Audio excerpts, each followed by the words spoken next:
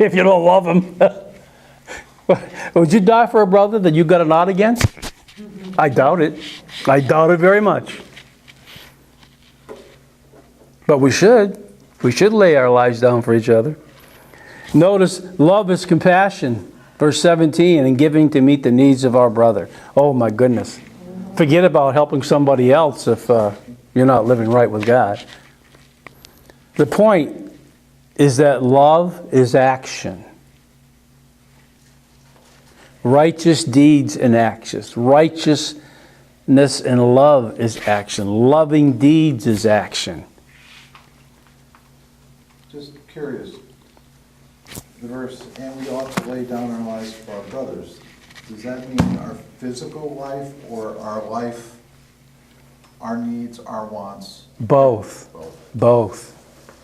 So Both. our priorities should be secondary to our brother. Yeah, exactly. And that's tough, isn't it? What is tough about love, sacrificial love, is that we're to give everything up for another brother or sister. If they, you know what I mean, when it comes to needs. And there's a balance there. Personally, I don't know what that balance is. But if my brother or sister come up to me and said, you know what, if I had, let's make it up an example. Let's say I had $100 in my wallet, all right? And I needed that $100. But if a brother and sister, you know, Pat, brother, pray for me. I said, what's the matter? Man, I need $100.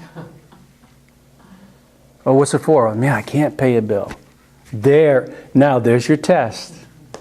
Are you going to sacrifice that $100 that you need and give it to your brother? How about give me the bill and I'll pay it for you? Spoken like a true elder. Yeah. See, God looks at the what? At the heart. If you say no, as James says, you don't have love for your brother or sister. There's a need, meet it. You don't think God will supply your need? He's never failed me yet. I've done that hundreds of times in my Christian walk. And said, boy, I really need that, Lord. But you know what? I'm going to give it to that person. I'm going to trust you. And he always has. Always has. You know? That's true love. Even Paul, Romans 13. Look at Romans 13 for a minute.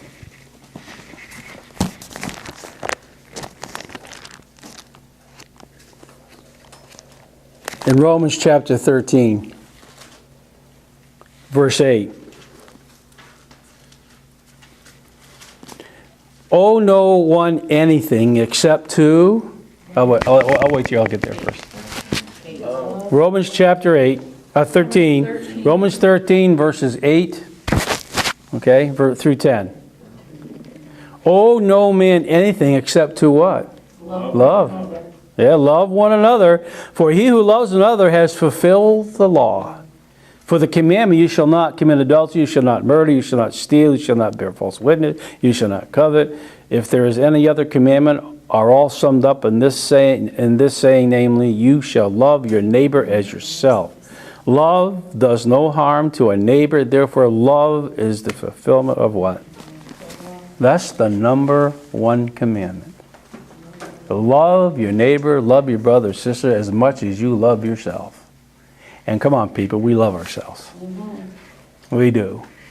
That's why we have mirrors, and we look at it every day, make ourselves look nice and pretty, and because we love ourselves. You know? All right.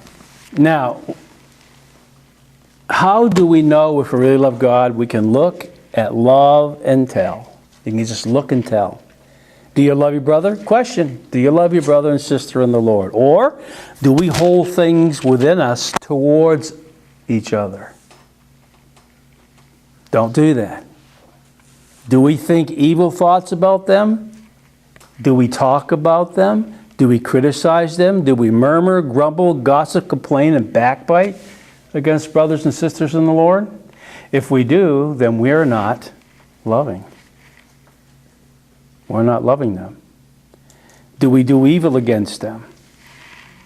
Now, what convicted me here,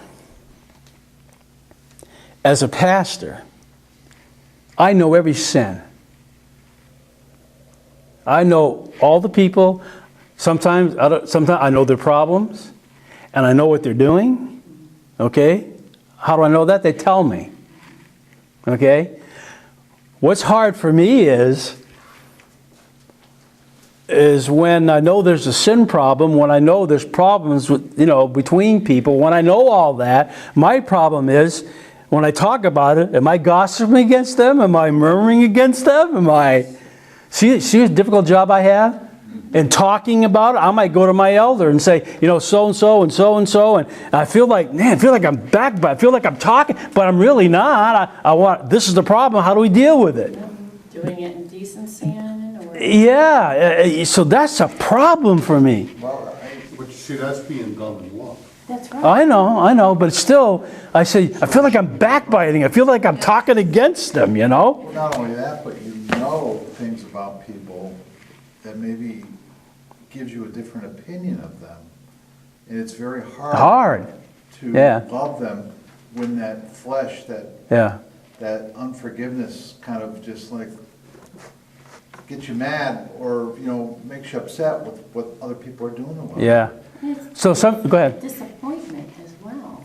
Yeah, disappointment. What's difficult for me sometimes as a pastor, sometimes people approach me, don't tell me. I really don't want to know. Can't you work this out, Matthew 7:7, between yourselves? Matter of fact, if you read our Constitution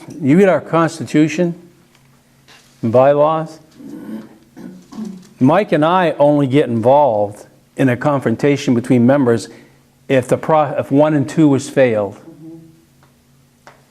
Matthew says 1 on 1 first, 2 on 2. If that fails, then you bring in the eldership and the pastor to try to work the problem out. Why? Because 9 times out of 10, it can be solved between the parties. 9 times out of 10, it can. It's when that 1% nothing gets settled, then we have to come in and say, okay, tell us what happened. This is my discernment. This is what you need to do. But what's interesting here, love is action, okay? And, if we do evil against each other, then what nature, according to our text, does that come from? Satan. That comes from Satan directly. If we're acting under the nature of God, then we get it done. We love each other and move on. That's why it says here, remember, the nature of the devil is to tear down, to destroy. That's his object. That's his purpose, to tear down and to destroy. But Matthew 5:9 says, "Blessed are the peacemakers." That's a peacemaker is an act of love. See that? For they shall be called the children of God. Oh, that's a powerful verse. Jesus said unto them in Matthew 22, verses 37, 39. Jesus said unto him, "You shall love the Lord thy God with all thy heart, with all thy soul, with all thy mind. This is the first and great commandment. And the second is like unto it, you shall love thy neighbor as yourself." Okay? John 13, verse 34 and 35. "A new commandment I give unto you, that you love one another as I have loved you. So you also should love one another. And by this shall all men know that you are" what? "My disciples, and that you love one another."